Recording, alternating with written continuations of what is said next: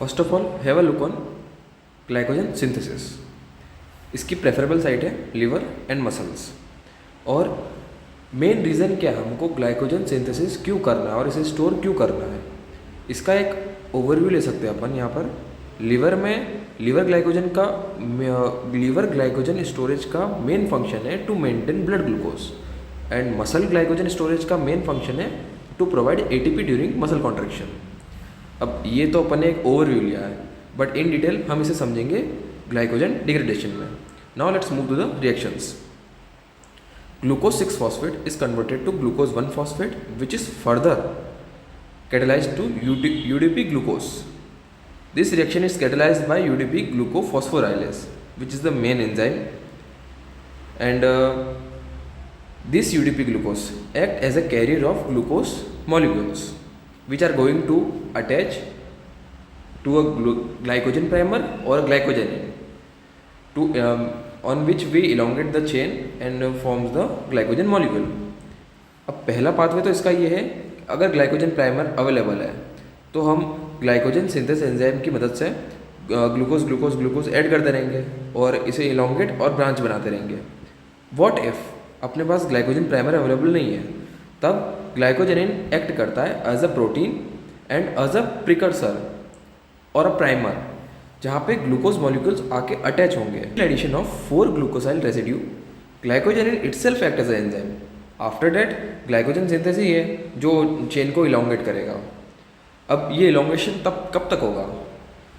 तब तक जब तक 12 molecules of glucose residues add ना हो जाए, उसके बाद से ब्रांचिंग हमें स्टार्ट करनी पड़ेगी। अगर ब्रांचिंग नहीं की गई तब तो ये अमाइलोज बन जाएगा, जो कि स्टोरेज प्रोडक्ट है प्लांट्स का, तो हमें ब्रांचिंग करनी पड़ेगी। अब ब्रांचिंग कैसे होगी? 12 मॉलिक्यूल्स ऑफ ग्लूकोज हमारे ऐड हो चुके, इलोंगेटेड चेन लंबी हो चुकी है। उसके बाद क्या होगा? ब्रांचिंग एंजाइम आएगा जो कि 6 से 8 मॉलिक्यूल्स ग्लूकोज के तोड़ेगा एट अल्फा 1,4 ग्लाइकोसाइडिक लिंकेज, और उन्हें ऐसे तोड़ के ऐड कर देगा by forming alpha 1,6 glycosidic linkage. और इस एंजाइम को हम 4,6 ट्रांसफरेज भी बोलते हैं, क्योंकि इसने अल्फा 1,4 लिंकेज तोड़ा है और अल्फा 1,6 लिंकेज बनाया है। और ये ब्रांचिंग अप्रॉक्स 6 से 8 मॉलिक्यूल्स ऑफ ग्लूकोज के बीच में होती है। एक ब्रांच के बीच में 6 से 8 ग्लूकोज मॉलिक्यूल होंगे ही होंगे। चलिए अब देखते हैं ग्लाइकोजिनोलाइसिस। ग्लाइकोजिनोलाइसिस के लिए हमारे पास है 2 enzyme. First glycogen phosphorylase and second D branching enzyme. अब ग्लाइकोजन फॉस्फोराइलेस का क्या फंक्शन है? ग्लाइकोजन फॉस्फोराइलेस क्या करता है, जो नॉन रिड्यूसिंग एंड से वहाँ से अल्फा 1,4 लिंकेज को तोड़ता हुआ चलता है। तब तक तोड़ेगा जब तक लिमिट डेक्स्ट्रिन ना बन जाए। अब ये लिमिट डेक्स्ट्रिन क्या है? लिमिट डेक्स्ट्रिन एक ऐसी चीज़ है, ऐसी चीज़ क्या? लिमिट डेक्स्ट्रिन क्या है? लिमिट डेक्स्ट्रिन ग्लाइकोजन मॉलिक्यूल ही है, लेकिन उसकी साइड चेन में 4 ग्लूकोज मॉलिक्यूल्स अटैच है उसकी साइड चेन की ब्रांच में। और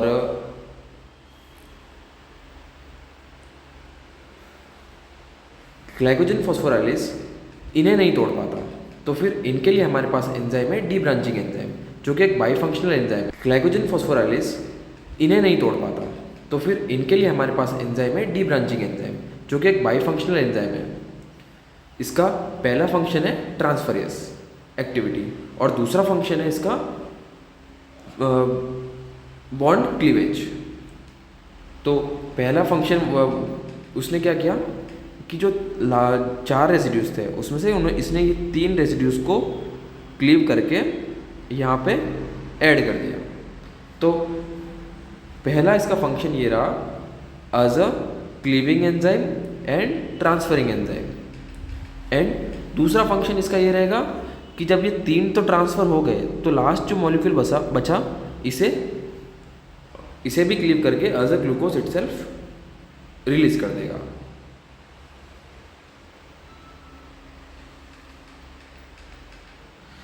तो अब हम देखते हैं कि जितने भी हमने ग्लूकोज मॉलिक्यूल को क्लीव किया है वो किस फॉर्म में निकले हैं। तो ग्लाइकोजन फॉस्फोराइलेज ने जब भी एक्टिविटी की है तो glucose molecule as a glucose 1-फॉस्फेट में निकले हैं। और जब डी ब्रांचिंग एंजाइम की सेकेंड एक्टिविटी है जो कि है cleaving of this last residue of glucose. तो ये as a glucose itself निकला है, क्योंकि फर्स्ट 3 जो मॉलिक्यूल्स थे उन्होंने तो हमने ऐसे ट्रांसफ़र कर दिया यहाँ पर। इसके ट्रांसफ़र के बाद ग्लाइकोजन फॉस्फोराइलेज ने काम किया, then they removed as a glucose 1 phosphate. तो चलिए अब देखते हैं कि ग्लूकोज 1 फॉस्फेट जो बना है उसका फेट क्या है by the activity of glycogen phosphorylase, जो कि हमने सबसे स्टार्टिंग में देखा था। लीवर के अंदर इसका मेन फंक्शन है to maintain blood glucose level. तो अब ये कैसे करता है, देखिए ग्लूकोज 1 फॉस्फेट निकला जो कि कन्वर्ट हो जाएगा ग्लूकोज 6 फॉस्फेट में बाय एंजाइम फॉस्फोग्लूकोम्यूटेस, और ये glucose 6 phosphate by the activity of glucose 6 phosphatase बन जाएगा ग्लूकोज में, और ये ग्लूकोज रिलीज कर दिया जाएगा ब्लड स्ट्रीम में। तो इससे हमारे ब्लड ग्लूकोज लेवल मेंटेन होगा। अब मसल में इसका क्या काम रहता है, मसल में इसका फेट क्या रहता है। मसल के में एक्चुअली क्या होता है कि ग्लूकोज 6 फॉस्फेटेस एब्सेंट रहता है, जिस वजह से ग्लूकोज 6 फॉस्फेट ग्लूकोज में कन्वर्ट नहीं हो पाता था। तो जो ग्लूकोज 1 फॉस्फेट जो हमारा बना है by activity of glycogen phosphorylase, वो कन्वर्ट हो जाता है ग्लूकोज 6 फॉस्फेट में। अब ये ग्लूकोज 6 फॉस्फेट एंटर कर जाएगा ग्लाइकोलाइसिस में।